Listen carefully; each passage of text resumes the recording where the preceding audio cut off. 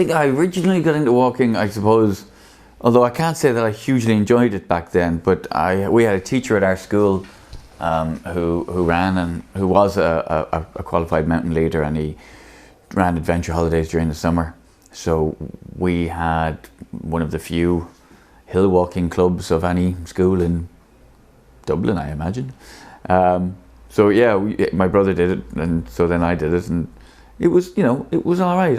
I seem to remember just being quite knackered by the whole thing, but I think probably it was the fact that you're not letting anybody down if you don't, there's no failing to score a goal or anything like that. It's just, as long as you know where you're going, you can go there at your own pace. And so there isn't a team aspect or particularly competitive aspect. So I think that was, having been very bad at all forms of team sport.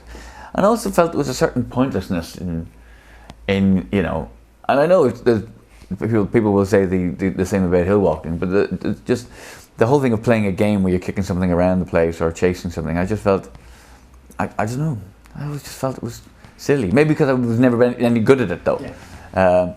Whereas the hill walking, even though it probably doesn't, it always felt like it had a sense of purpose, So when did it develop getting somewhere more seriously then?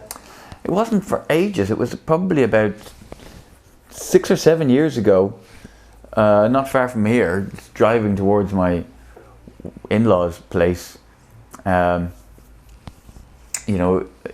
Derbyshire, and I couldn't even tell you exactly what road we were on, but it was a frosty December, driving through, Derbyshire moors and just looking out across this lovely rolling landscape, and just thought, we should go camping, love. We should totally go out, and I just felt this desire, this amazing urge to go a walk.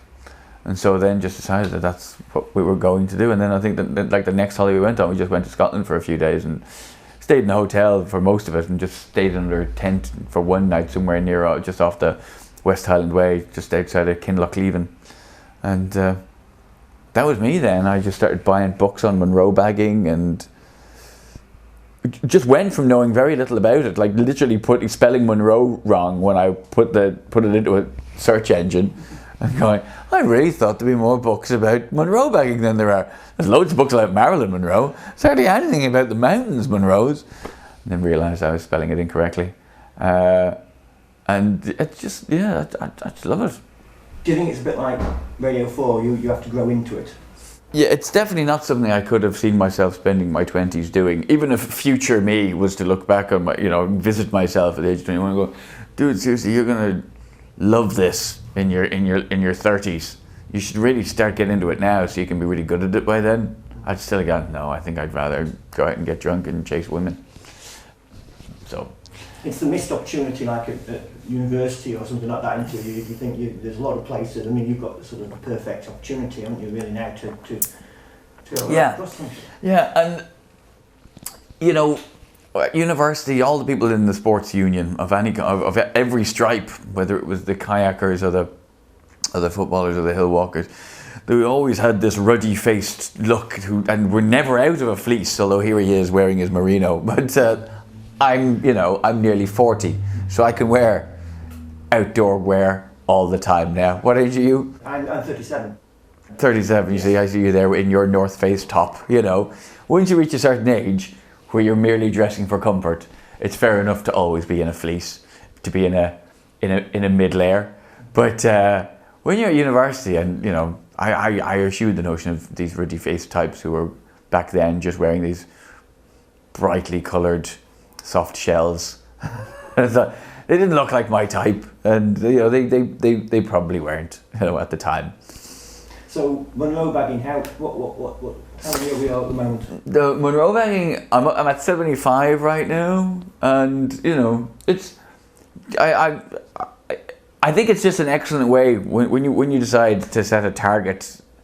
Munro bagging is a great way to then see areas of Scotland that you might not have bothered otherwise, and go and just climb up things that maybe you wouldn't have done otherwise. And I understand people's perspective of sometimes munro baggers will end up climbing a more boring hill and eschew a more interesting hill because it hasn't got the Munro status, and I can completely understand where people are coming from with that. But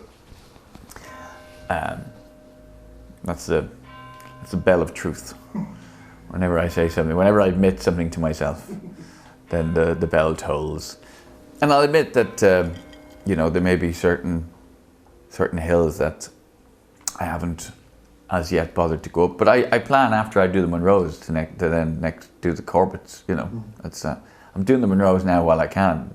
There'll come a day where I won't be able to manage a Munro. I'll only be able to do a Corbett, and that's when they'll be next. That seems a logical way of going about it. Exactly. But then at the same time, I haven't really. There's a lot of places now that I've just sort of popped into while I've been doing stuff for like the Great Outdoors, or other. I did it. I met up with some guys when I did a thing for country walking, and I haven't really spent as much time as I maybe ought or should. Just tackling the Wainwrights, even that sort of thing. So, but I think Scotland will certainly keep me busy for the next 10 years anyway.